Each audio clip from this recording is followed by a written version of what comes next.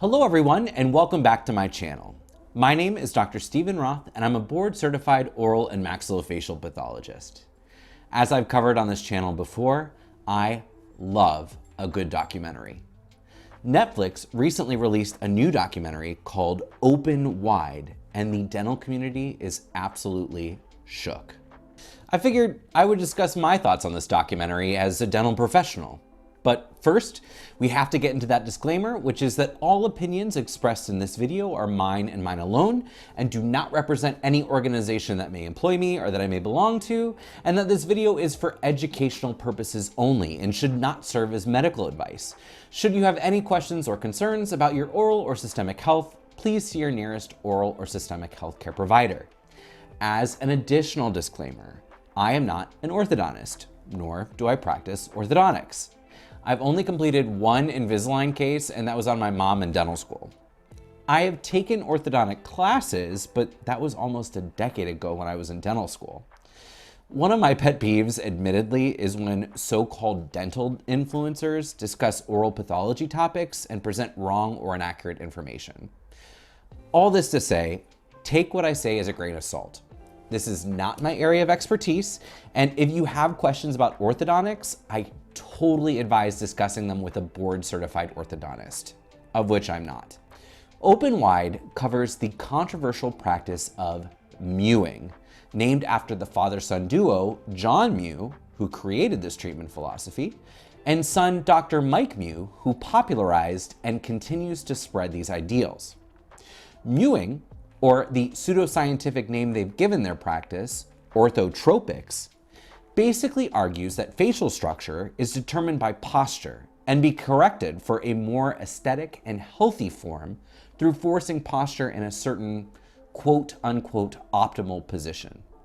When we think about classic or traditional orthodontics, we think about two major relationships. The relationship between the top jawbone or maxilla and the bottom jawbone or mandible. We also have to think about the relationship between the top teeth and the bottom teeth. The relationship between the top jawbone and the bottom jawbone can be altered until growth stops, which is around 16 in biologic females and 18 to 21 in biologic males. Altering the growth of these bones as they are maturing is the rationale behind the use of orthodontic headgear. I'm a piranha, then Amazon. The relationship between the top and bottom teeth can be changed through tooth movement indefinitely. Teeth can move thanks to a special structure called the periodontal ligament. Unlike other ligaments that connect bones together, the periodontal ligament contains cells that can break down and rebuild bone, which makes moving teeth possible at about any age.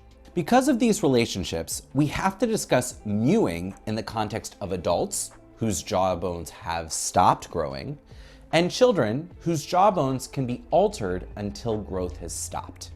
In adults, the concept of mewing instantly faces a challenge. Adult facial bones and jawbones cannot be altered outside of surgical means.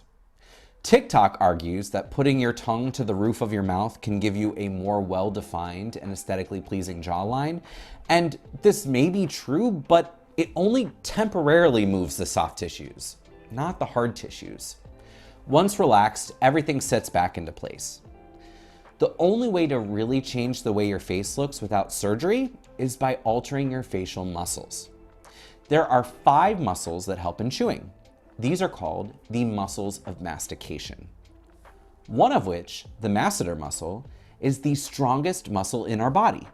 It can generate the most force. The masseter, like any muscle in our body, can increase in size with use. Think of weightlifting. By doing more curls, you can increase the size of your biceps. At one point in the documentary, Dr. Mike Mew instructs a patient to constantly chew 14 sticks of gum. What he's hoping to do is to increase the size of these masseter muscles, leading to masseteric hypertrophy, or an increase in muscle mass. By increasing muscle mass, you can achieve a more square face with a quote-unquote chiseled jawline, not dissimilar to what Dr. Mew himself sports. Masseteric hypertrophy is also the concept behind jazzercise, if you're familiar with that.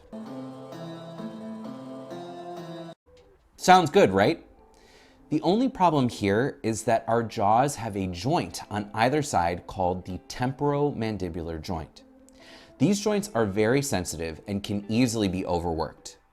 By constantly putting force and stress on these joints, you can eventually develop temporomandibular dysfunction, or TMD. So you may end up with a chiseled jawline and a square, aesthetically pleasing face if you constantly work out these muscles, but you run the risk of chronic pain, limited mouth opening, and even TMJ arthritis in the future by overworking these joints.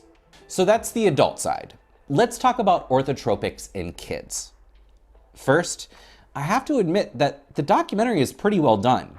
It attempts to be impartial and maintain journalistic integrity. That being said, because many of the mainstream orthodontic organizations chose not to participate, it comes across a little more sympathetic towards the Mew philosophy, at least in my opinion. I even found myself wondering if the Mews were being treated unfairly by the establishment. That is, until I looked into Mewing further. I have to give credit to Reddit user MySilentQuestions, who found case studies posted by the North American Association of Facial Orthotropics. Before I show these cases, I do have to be fair and say that these may or may not be cases performed by either John or Mike Mew. But they are being shown as success stories by followers of their practices using their orthotropic philosophy. First, this case of a young lady is quite aesthetic. Her facial outline looks quite nice. She has a nice, flat, prominent jawline and a pleasing relationship between her chin, lips, and nose. But when we take a look at her lateral cephalometric x-rays, we can see that her front teeth are almost horizontal.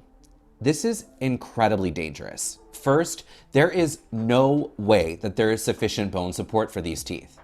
In addition, front teeth are not meant to take forces in this position. You can also notice that the back teeth show significant gaps. There is no way that these teeth come together in a way that is functional, comfortable, or sustainable. Again, we need to have an even distribution of our chewing forces spread across our teeth. Otherwise, our teeth and our TMJ can sustain trauma, which can lead to joint issues, teeth issues like mobility, or even teeth loss in the future. Here's another case where, again, the facial features are quite aesthetic, but the same issues exist as the last case. Essentially, this method sacrifices long-term health of the teeth and joints of patients for skeletal alterations that fit better into societal beauty standards. This last case shows just how misaligned teeth can be. You can see a premolar that is so misaligned that it isn't even touching any teeth, creating that unequal distribution of forces. So while I started somewhat sympathetic to Dr. Mew's crusade, looking into orthotropics further, I think this practice is detrimental and even malpractice for these young patients. Just my opinion, knowing what I know about teeth and jaw development and relationship, which again is less than an orthodontist, but more than the average person.